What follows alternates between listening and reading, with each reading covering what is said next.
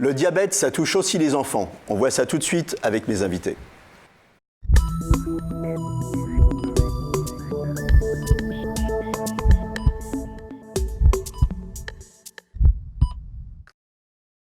Avec moi sur le plateau, le docteur Jacques Beltran. Vous êtes pédiatre diabétologue à l'hôpital Necker Enfants Malades. Et aussi Marc Hanauer, vous êtes le père d'un enfant diabétique de type 1. Vous êtes président de l'association Entraide.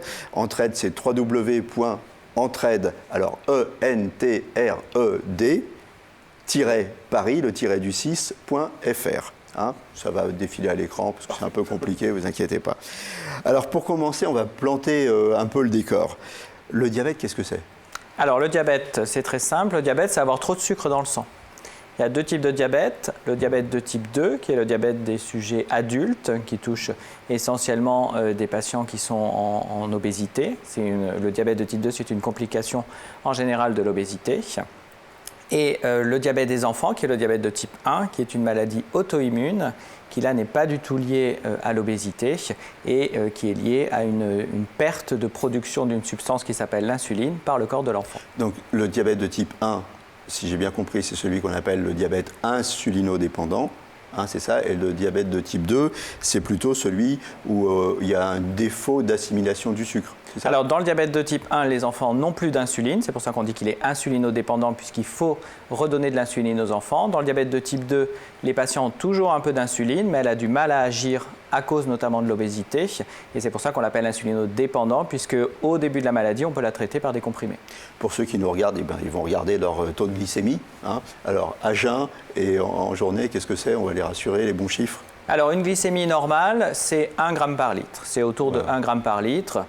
Après, ça peut monter un petit peu et descendre dans la journée.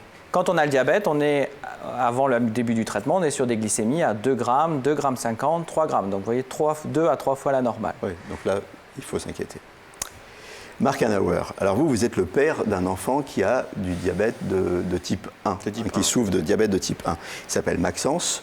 Et il a été détecté à 5 ans. Exactement. Voilà, exactement. Comment ça s'est passé? Eh bien, nous étions tout d'abord en vacances, donc période de ski, et puis effectivement... Ça n'a pas de rapport, on peut partir en vacances tout à fait, et ne pas avoir du diabète. Hein. Mais ça peut expliquer pourquoi on ne l'a pas forcément détecté suffisamment vite. Ouais. Parce que du coup, Maxence commençait à boire beaucoup d'eau. Mais bon, on est au ski, dans les appartements il fait chaud, il y a du chauffage électrique, on a tous très soif, on a fait beaucoup d'activités, donc ça ne nous a pas inquiétés. Il a recommencé aussi à faire un petit peu pipi au lit, ce qui était pas tout à fait son habitude, mais bon, à 5 ans, ça pouvait arriver. Vous vous êtes dit, il n'est pas dans son environnement normal. Exactement, mais là, ça commençait à devenir un petit peu important. Et puis, il mangeait aussi beaucoup, mais bon, on a de l'appétit, on est au ski aussi, donc tout va bien. Et en fait, à notre retour de vacances, les signes ont continué comme ça pendant encore quelques jours. Et c'est sa grand-mère maternelle qui nous a alertés en disant ça me fait penser, exactement, voilà. On ne le dira jamais assez, ça nous fait un petit peu penser au diabète, mais en disant comme ça, donc peut-être vous devriez voir le médecin. Et effectivement, on commençait à s'inquiéter, lui-même commençait à s'inquiéter parce qu'il ne trouvait pas ça non plus tout à fait agréable de boire autant, d'aller tout le temps aux toilettes. Et puis la nuit, c'est quand même un vrai problème. Et donc nous sommes allés voir en fait son pédiatre qui a soupçonné entre guillemets le diabète de type 1 en disant oui, vous devriez aller faire une prise de sang pour vérifier, mais on n'a pas fait d'ailleurs une urgence pédiatrique, c'est-à-dire que normalement effectivement on aurait peut-être dû partir tout de suite aux urgences en fait dès les soupçons en question. Finalement donc on a fait cette prise de sang de contrôle. Quand j'ai vu les résultats et notamment le taux de sucre dans le sang qui était quand même très très élevé, on était à plus de 3 grammes d'ailleurs à ce moment-là. Là j'ai dit que c'est clair, faut qu'on y aille. Là, vous avez foncé chez Necker et ensuite on vous a dit que c'était une urgence. Exactement, et qu'on est passé d'ailleurs devant tout le monde, c'est impressionnant. Alors justement, docteur Beltran, les signes qui doivent nous alerter, qu'est-ce que c'est? On en a vu quelques-uns là, mais on va les scanner ensemble. Les deux principaux signes qui doivent alerter, c'est un enfant qui boit beaucoup et qui fait beaucoup pipi. Donc boire beaucoup, ça s'appelle la polydipsie, et faire beaucoup pipi, c'est la polyurie. Quand je dis boire beaucoup, c'est un enfant qui se met à boire 2, 3, voire 4 litres d'eau par jour. C'est des choses qui arrivent sur quelques jours, hein. Ces symptômes, c'est des symptômes qui peuvent se mettre en place sur quelques jours chez les petits-enfants. Chez les enfants plus grands ou chez les adolescents, ça peut se mettre en place sur quelques semaines. Mais c'est souvent des choses dont les parents se rendent compte, parce que c'est vraiment une quantité d'eau anormale, et c'est un enfant qui ne peut pas passer une nuit, par exemple, sans se lever 3-4 fois pour aller uriner. Donc ça, c'est les deux principaux signes. Il y en a d'autres? Un autre signe qui doit inquiéter les parents, c'est un enfant qui était un grand enfant qui était propre et qui se remet à faire pipi au lit, c'est-à-dire un enfant par exemple en primaire qui se remet à faire pipi au lit alors qu'il était propre depuis des années. Ça, c'est aussi un signe qui doit alerter. Il existe 2 autres signes.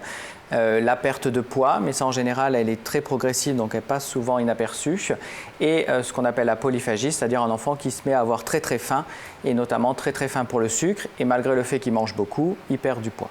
Mais encore une fois, les 2 principaux signes, c'est le fait de boire beaucoup et de faire beaucoup pipi. On l'a dit, c'est une urgence, il faut le souligner. Voilà, quand un enfant présente ces 2 signes, il faut aller voir son pédiatre ou son médecin. Et plus il est petit, plus c'est une urgence, c'est ça? Plus il est petit, plus c'est une urgence. Hein. Le diabète, ça existe dès l'âge de 6 mois. Et chez les petits-enfants, ça peut évoluer très vite en quelques jours. Il faut aller voir son pédiatre qui va réaliser une mesure de sucre dans le sang qui va poser le diagnostic. Vous dites que ça peut évoluer très très vite. Ça peut évoluer vers quoi? Des comas Alors le corps ne peut pas bien fonctionner sans insuline. Donc quand on a un diabète de type 1, on doit rapidement recevoir de l'insuline. Et c'est vrai que si le traitement n'est pas fait, les enfants peuvent évoluer vers ce qu'on appelle une acidocétose, qui est une complication sévère du diabète, qui peut être potentiellement grave pour les enfants. Marc, alors justement, les traitements, on en parle. C'est lourd, les traitements multi-injections? Alors c'est lourd, alors effectivement il y a plusieurs types de traitements. Dans le cas de Maxence, c'est un traitement par stylo, donc il a des stylos d'injection qui permettent de lui injecter plusieurs fois par jour de l'insuline, à peu près à chaque repas, puis une insuline qui lui sert aussi tout au long de sa journée à assimiler de manière très régulière aussi les glucides. C'est quoi, c'est 5 injections par jour à peu près? En fait à chaque repas, plus effectivement le soir, plus éventuellement un goûter, voilà, quand il y a des choses un peu exceptionnelles. Donc c'est vrai que c'est contraignant, c'est assez lourd, et globalement c'est, voilà, comme on dit, c'est à vie, c'est tout de suite. Il le fait lui-même? Alors, il se trouve que Maxence, à 5 ans, c'était un petit peu difficile, mais très très rapidement, en fait, et notamment grâce, peut-être qu'on en dira un mot, à l'association d'aide aux jeunes diabétiques, il a pu partir sur des séjours thérapeutiques qui ont commencé à lui apprendre à faire ça.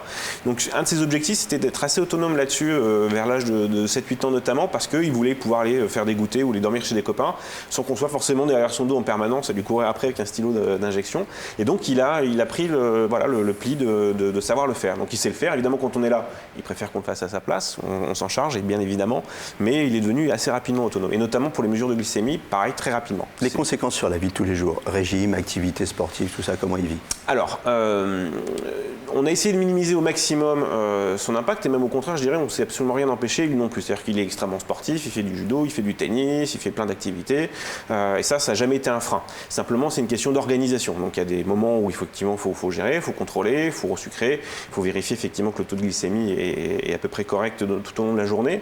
En termes de régime alimentaire, finalement, c'est pareil. Finalement, on a presque été obligé de rajouter plus de féculents. C'est-à-dire qu'il faut qu'ils aient aussi un apport de glucides suffisant, parce que la difficulté, c'est de trouver un équilibre permanent entre l'activité de l'enfant, ce qu'il va manger, et la quantité d'insuline qu'il va injecter. Parce que si on injecte trop d'insuline, il va risquer donc des hypoglycémies, donc un énorme coup de mou. Mais en revanche, si il mange trop, il va avoir hyperglycémie, donc c'est pas bon non plus. Et notamment toujours être dans l'équilibre. Il faut toujours être dans la veille. L'équilibre et de contrôle. Au niveau scolaire? Alors, au niveau scolaire, il va très bien.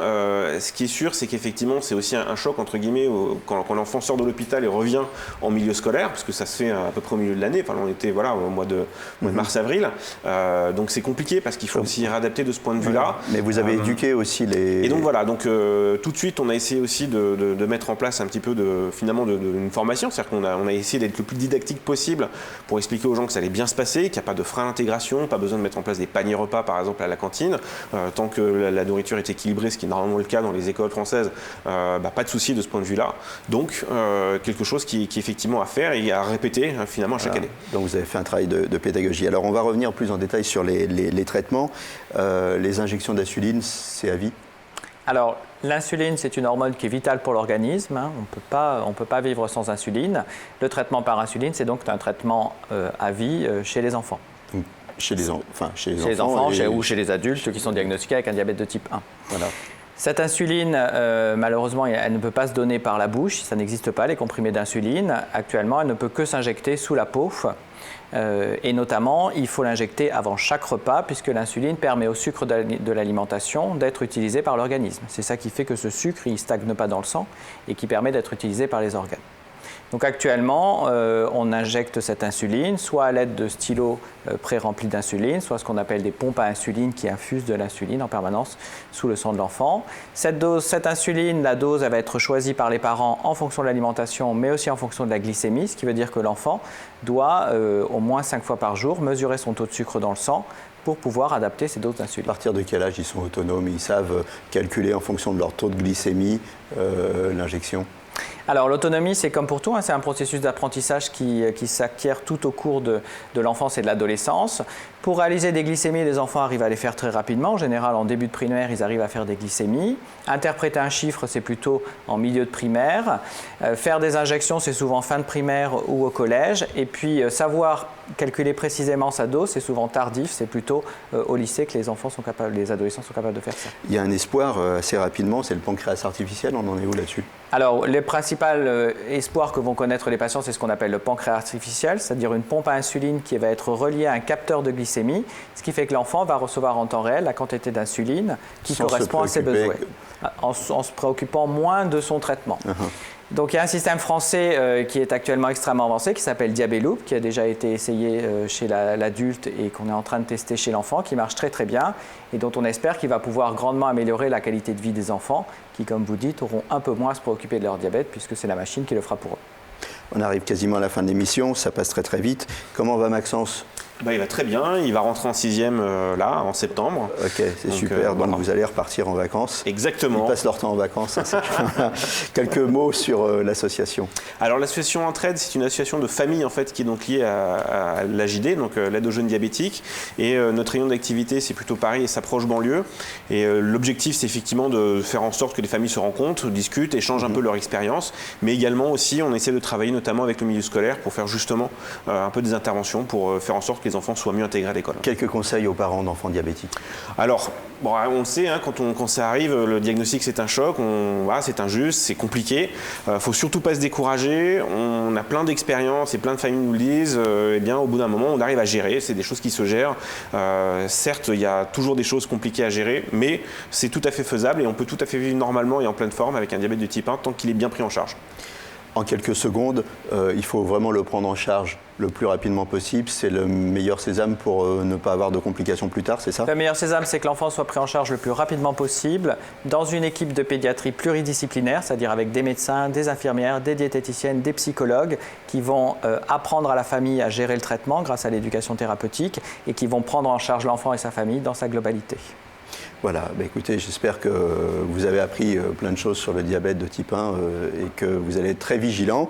Merci à tous d'être passés sur le plateau. Merci Marc Hanauer. Je rappelle le site de votre association, c'est www.entraide-paris.fr. Il faut citer aussi l'AJD, www.ajd-diabète.fr. Merci Dr Jacques Beltran. À très bientôt pour un nouveau numéro et d'ici là, portez-vous bien.